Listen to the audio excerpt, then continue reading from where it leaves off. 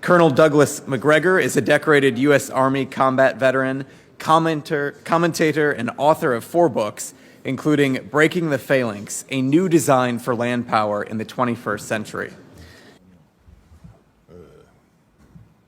Is this working? There you go. There we go. Okay. Well, thank you for inviting me to join you today. First, let me preface my remarks with a couple of things. First, I am very happy that I was not on the last panel. My God, what a depressing hour that was. There was no good news. I'm going to try and deliver what I think is some good news in a second. The second thing that shocks me beyond belief is that Harry Kazianis admits that he buys toys at Walmart. I would never do such a thing. I can't believe it. You know. It's out of the question. I would never admit to it. I don't go to Walmart. I'm not a Walmart person. Okay. I have a very different view from my 2 colleagues for various reasons. First, I do not see China as this aggressive military power bent on invading and conquering its neighbors. I see no evidence for that at all. What little I do know about the Chinese military suggests to me that they aren't very good. Historically, they never have been, and that they would make a mess out of anything they tried to do on their borders because all of their neighbors hate them and are suspicious of them and will fight them. Okay, so that's the first thing. I don't see any requirement to contain anybody. Now, there is an analogy I use to try and make this point, and bear with me. For many, many years, the Koreans used to say that we are a minnow between 2 whales. Well, I've changed that. China is indeed a whale. It's a large blue whale flopping around in the deep ocean trying to keep itself fed. Right now, it's approaching the shores. It's in shallow water and is afraid of being beached. I'll talk about that in a second in terms of the economics. Then you have Japan. Japan is a powerhouse, ladies and gentlemen. It is a killer whale. It is greater, more powerful, more potent, and potentially more influential strategically today than at any point in its history. It needs absolutely nothing from us except friendship. Then there is Korea, South Korea. I'm talking about the Republic of Korea. If there's a minnow, the minnow is up north. The third whale is not a whale, it's a great white shark, and that is the Republic of Korea.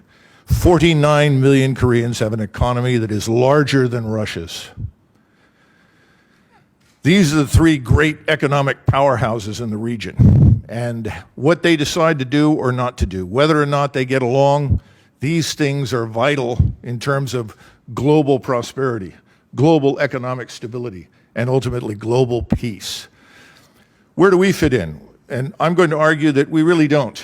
And I think Donald Trump understands that. I think Donald Trump has always understood that it is in our interest in most cases to disengage our armed forces from most of the world. And that is certainly true today in Asia. I hear constantly about the dangers in the South China Sea, and I hear it almost inevitably from the United States Navy and the Marine Corps, both of whom see a China threat picture as absolutely vital and essential to the survival of those services and their World War II force structures, to be blunt. We have 3 Marines in charge right now. We have the White House Chief of Staff, who's a Marine. We have the Secretary of Defense, who is a Marine. We have the Chairman of the Joint Chiefs, who's a Marine. Why is that important? Because they understand that the moment those 32,000 U.S. Army forces are withdrawn from the Korean Peninsula, the 19,000 plus Marines in Okinawa have no mission. Frankly, they don't have any mission now as it is, but they'll have absolutely no excuse once those troops are pulled out. Why? Because after the Cold War, there was a discussion, how do we justify the Marines in the Pacific?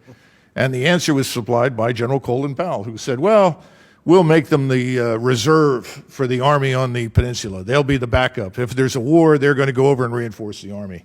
So they got to stay in Okinawa. Everybody in Japan wants us to leave. We don't need to be there. They know that. If they add 1% to their gross national product, they will be number 2 or 3 in the world in terms of investment in military power. So there's no requirement for us to be there. Finally, this brings me to this other issue, which is China itself. Yes, China is in the middle of a slowdown. If you look carefully at the decisions that were made to confer extraordinary power on President Xi, those were not accidental. The Chinese have a history that doesn't exist in Korea or Japan. It's called dynastic change. Dynastic change in China usually comes about when people can't eat. Now, we find that incomprehensible, but that is a ever-persistent nightmare in the minds and the eyes of the leadership of China. One of the great achievements of the Communist Party of China was to finally reach a point where they could feed everyone. They're very concerned about this downturn. They're concerned about lack of employment. They're concerned about masses of people milling around the great cities on the coast that now have nothing to do. And they are also concerned about the fact that much of the prosperity in China has not penetrated inland. They worry about these things, and that's one of the reasons that President Xi is cooperative. He's cooperative with President Trump, and he's cooperative with Seoul and Tokyo. He has now told the Japanese something that the Japanese have always wanted: access to Chinese markets.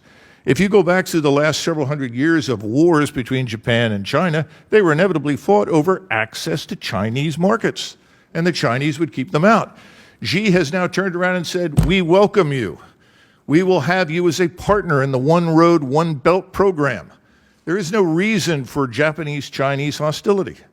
And the Japanese know it, and the Chinese know it. Now, will this come off exactly as everybody hopes? I don't know, but I think the outlook is very positive. And then finally, there's this thing in Korea. I do not share the view that North Korea is this impregnable, invincible fortress armed to the teeth with nuclear weapons. In fact, I'm someone who thinks that the alleged nuclear capability up there is grossly exaggerated. I know enough about rockets and missiles to tell you that all of their rockets are liquid-fueled. No one other than the Three Stooges today would launch a liquid-fuel rocket. It's too damn dangerous. They're all old Soviet rockets. And this rocket that supposedly could reach us is an old Soviet rocket that was recently extended in terms of its size and capability to give it longer range. But none of these rockets have ever mounted a warhead. And if you put a warhead on these things, the range drops off precipitously. There are real questions about whether or not they have any nuclear warheads they could mate with a missile. We've never seen any evidence for it. So there's much that's imputed to them that I think is wrong. And then finally, I truly believe that we are going to watch something happen. We're going to discover that North Korea does not survive contact with South Korea. It's not going to survive. Now, is it going to end with a bang? I hope not. I rather suspect it may end with a whimper. We already have credible reports coming out of North Korea that there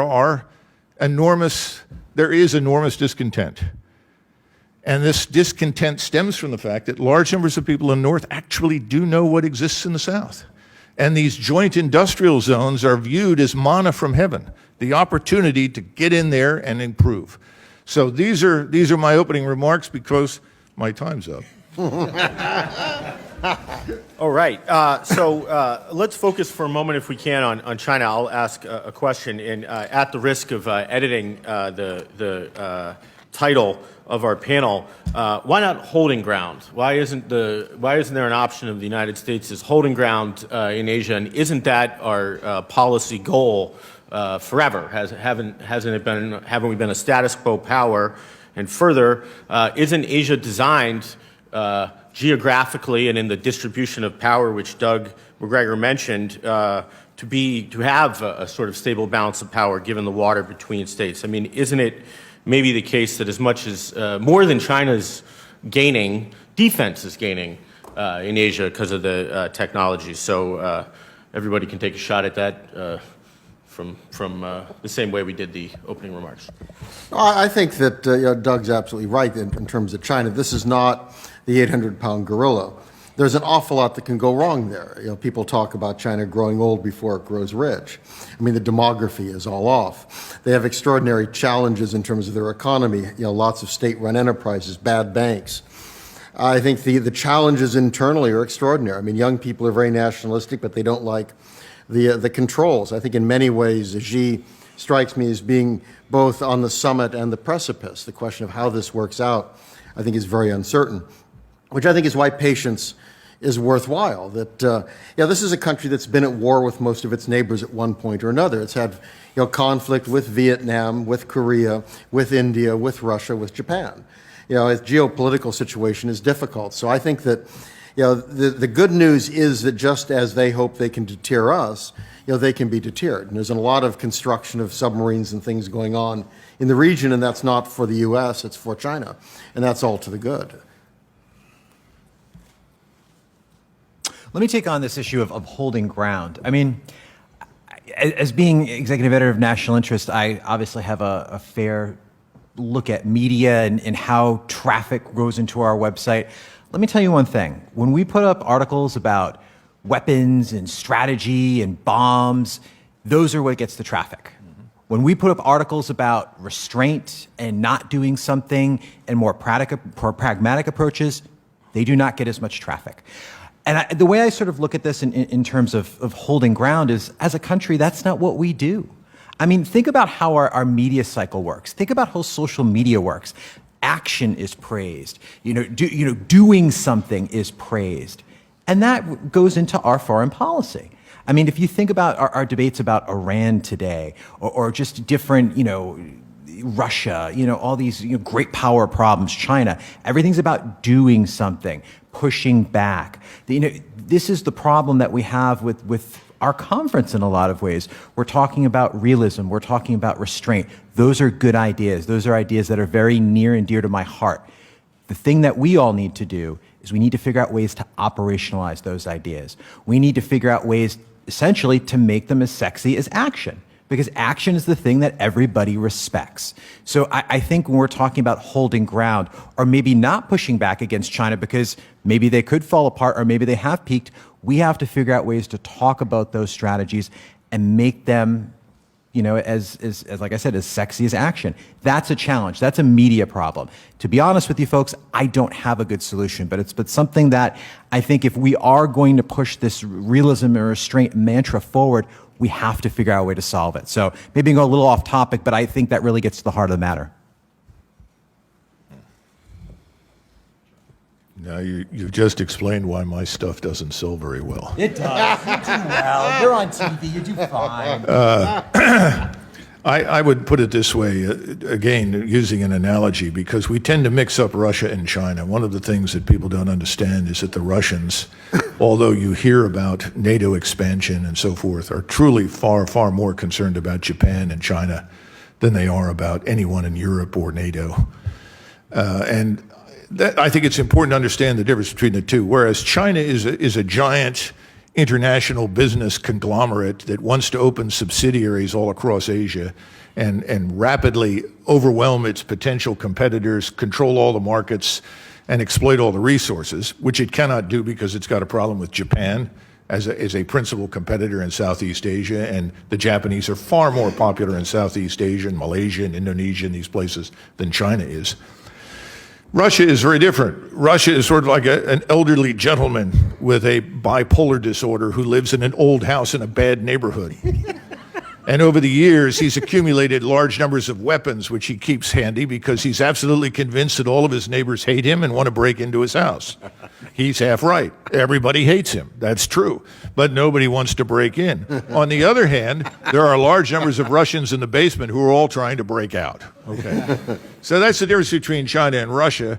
And we fail to understand that. And we sort of assume, I saw this article today, we have to spend more money on defense as usual because China and Russia together could defeat us. Well, you would think that someone would have had the brains to say, perhaps it's in our long-term interest to ensure that they don't feel the need to do that. Number one. But number two, if you think that the Russians are going to rush into the Chinese arms or vice versa in order to go to war with us, you've lost it. That's not the case. If you look at China, for instance, they have a no first use policy. They've made that very clear. They don't have that many nuclear weapons, but they have enough to ensure that if you attack them, they can destroy you. And that's all they're interested in. They're not interested in going to war with anybody because privately they know they're not very good. I tell people all the time, and if there are any Marines in the audience that have served in Asia, they can confirm this. If you landed the Japanese army today on the coast of China, it would go through the Chinese today the way they did 60, 70, 80, 100 years ago. That's how good the Japanese are. That's how weak the Chinese are. Why doesn't that happen? Well, first of all, the Japanese went on a learning experience. Invading that place is absurd. It's crazy. If we went to war with China, the war with China would look like siege warfare. It would be like standing outside a giant fortress and then lobbing rocks into the place. You'd be there forever because they got plenty of water and food, and they can take the losses. It's a huge waste of time. This whole air-land battle business that got so much attention here was just sheer insanity. But as I was told by a friend of mine who's a 3-star in the Air Force, don't worry, Doug, this is really an acquisition program for the Air Force and the Navy. I said, I knew it!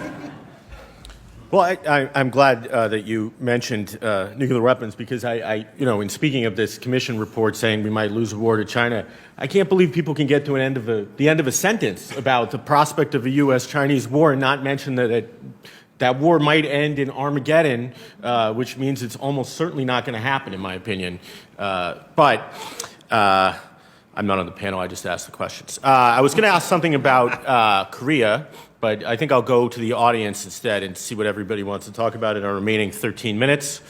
So step right up. Who has a question? Yes, sir. Over there.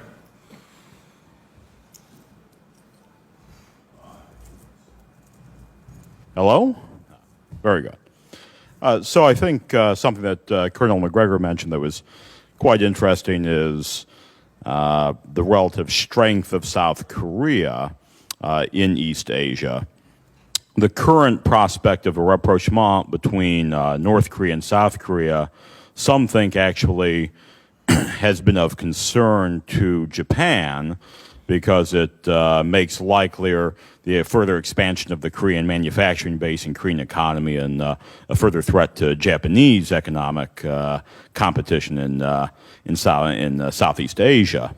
Any thoughts from the panel about the interplay between Japan, the U.S., and China on policy in the Korean Peninsula moving forward? Well, I certainly think that both Japan and China would prefer not to see a united Korea.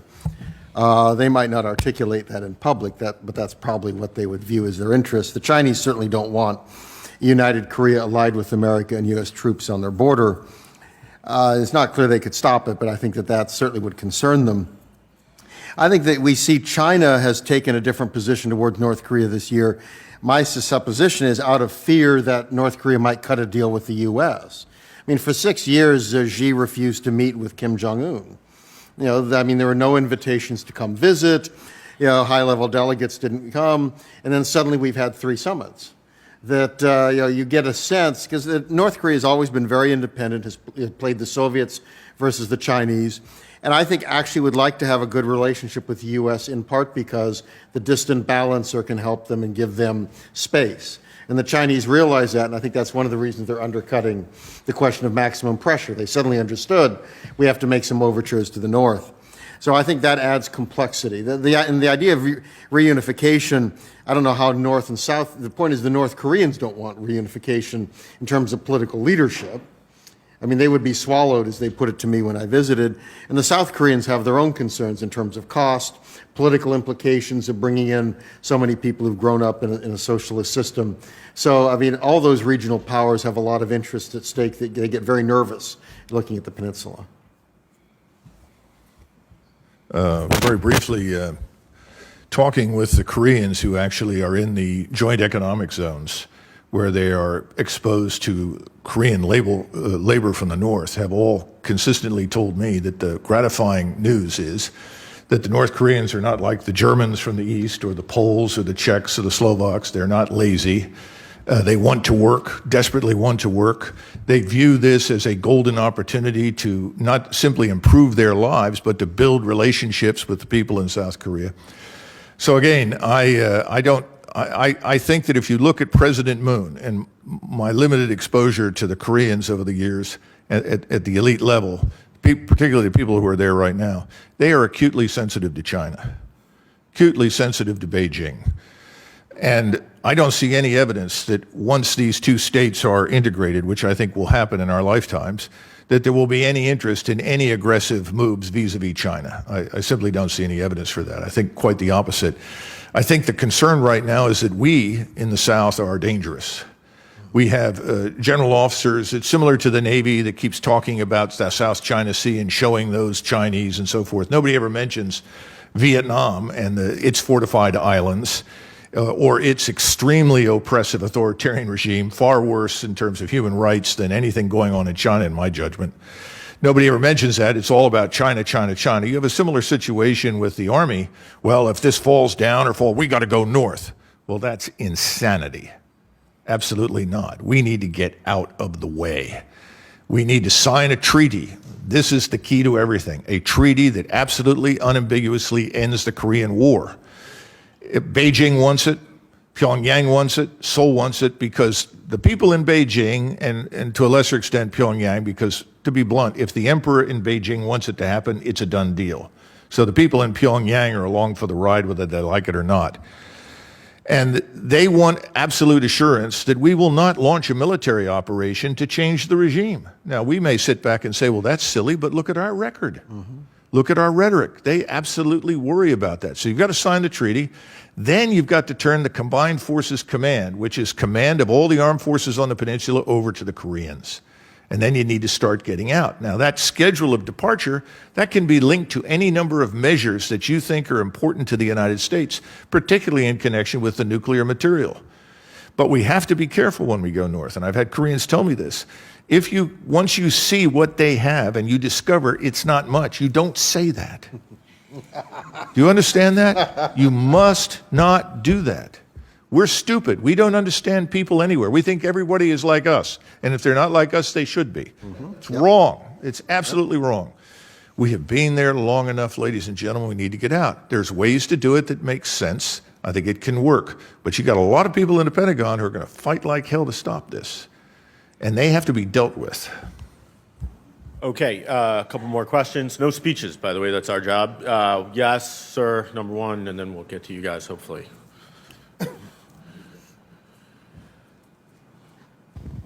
Thank you. I like what you said, Doug. My name is Mitsuo Nakai, Reagan Foundation. I'm a Japan native U.S. citizen. My question is, I've been thinking about a balance of power in the Pacific region.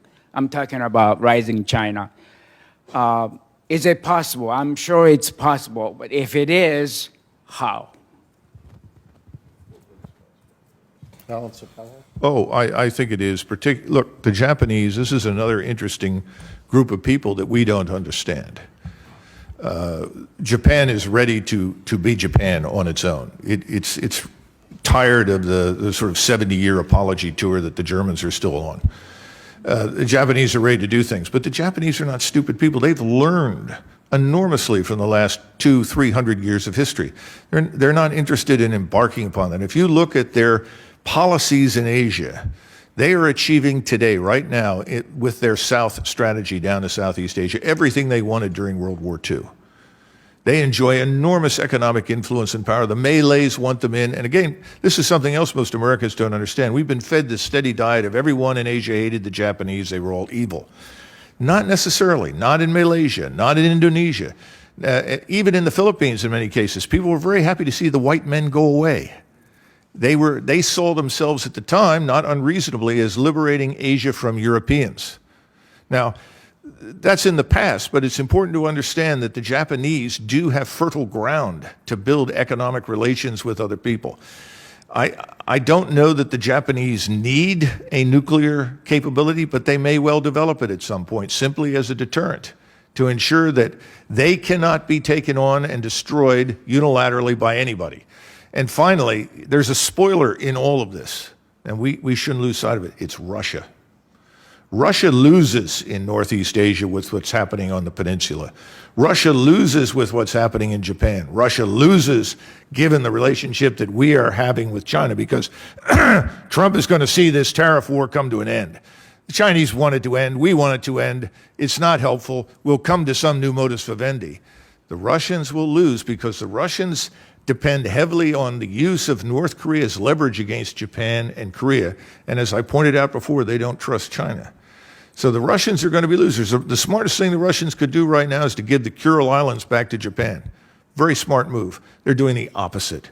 And they're shoving this right into the face of the Japanese. They're fortifying those islands. They've got missiles and rockets on them. This is a dumb thing to do. But as I told you before, you're dealing with the bipolar old man in the house. They think differently. That doesn't mean there'll be a war. It doesn't mean they want one. It's the way they think. Let me just quickly jump on that. I think a balance of power is ideal. Just getting back to this whole hard containment situation with China, another question we're not asking here. What happens if we do successfully contain China? What does that look like? Are we talking about a China that's broken up into pieces? Are we talking about regime change? Are we talking about a Chinese democracy that might actually even be more nationalistic than the China that we're dealing with now? Again, we need to ask the questions. We're not asking the questions, and we might not like the answers we get. So I think it's important. Another balancing power is India, which is playing a role and very important. Okay, we'll take the questions 1 and then 2 in a row so the panel can answer the questions as they see fit together. Yeah, so the gentleman over there, or we can go here first and then there, it doesn't matter. Okay, go ahead. Yeah, I would say I've enjoyed very much what I've heard about the powers of East Asia and what you've told me about them. One I have not heard about, and so my question is, whither Taiwan? Good. Glad you mentioned that. Okay. Okay. First of all, if you're in Tokyo... No, sorry, let's take the other questions so we can okay, answer them in okay. tandem. Sure. Gareth Porter, independent investigative journalist. I want to ask a question that follows up on comments that have been made both by Harry, well, all three panelists, I guess.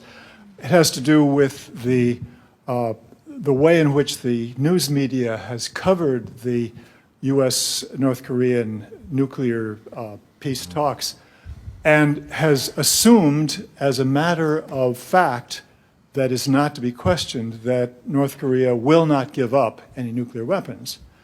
And in light of some of the comments, particularly by Doug, my question is whether we're dealing here with potentially with a major myth that could be highly destructive of the chances for peace because the North Koreans have a strategy. I'm positing the possibility. The North Koreans have a strategy of being willing to give up whatever they have, and Doug may be right that it may be extremely limited, only if and when the United States reaches the point of dropping the degree of hostility that has shown toward the regime in the North thus far over a period of decades.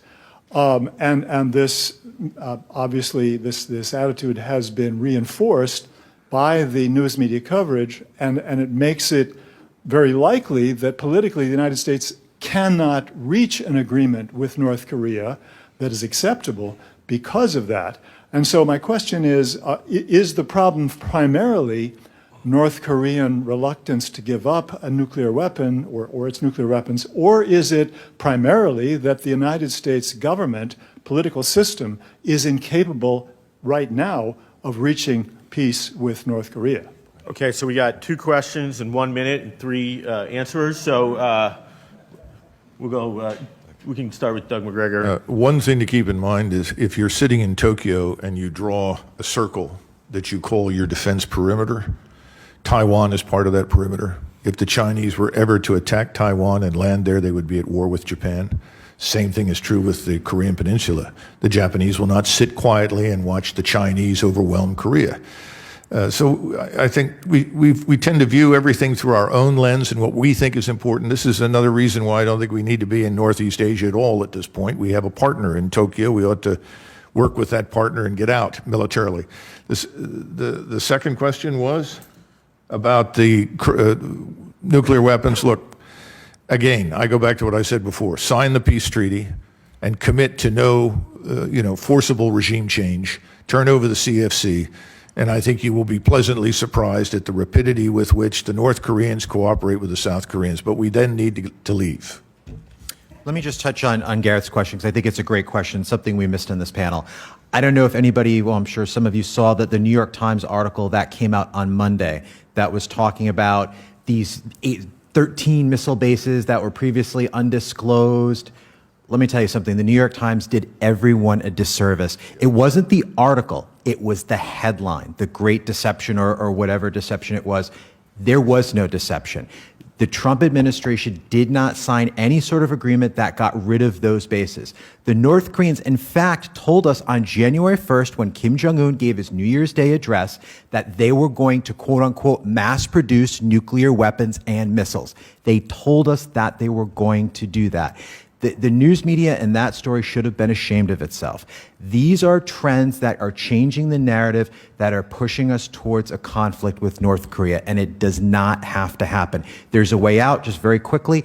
There is a deal on the table that could happen. When I was in South Korea back in September during the third Inter-Korean Summit, there was a lot of talk about the North Koreans giving up or dismantling the Yongbyon nuclear facility in exchange for a peace declaration. That is a really good first step and a foundation towards some sort of peace regime. We should jump on it. I think I would not underestimate the nationalistic implications of Taiwan, including young people.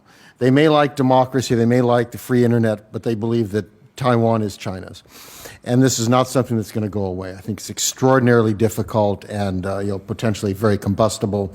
I think the question for us is, can we help arm the Taiwanese so they can make any conquest attempt to be very expensive? But I think a war over that could be very dangerous, and I think the Chinese have a lot more interest in it than us, which makes it a very dangerous situation.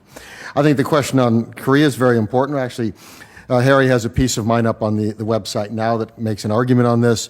The North Koreans have been very explicit that their policy of nuclear weapons, I was there last year, and I've talked to their diplomats in the U.S. since, that their nuclear program is a response to America's hostile policy. They've been very explicit about that.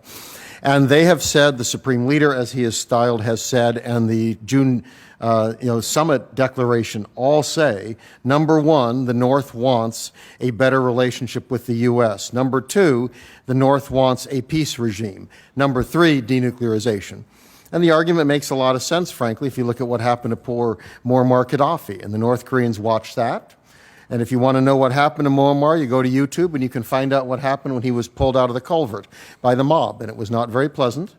And Kim Jong-un never wants that to happen to him. So I think it's critical. I think Harry's right that we can come up with kind of quid pro quos, but we should be responding to that. If we believe they're willing to give up nuclear weapons, we have to listen to what they say is the process that matters to them, that they can trust us before they give them up. And I think we should respond to that. Okay, that concludes our panel, and remains only to thank everybody, so please help me.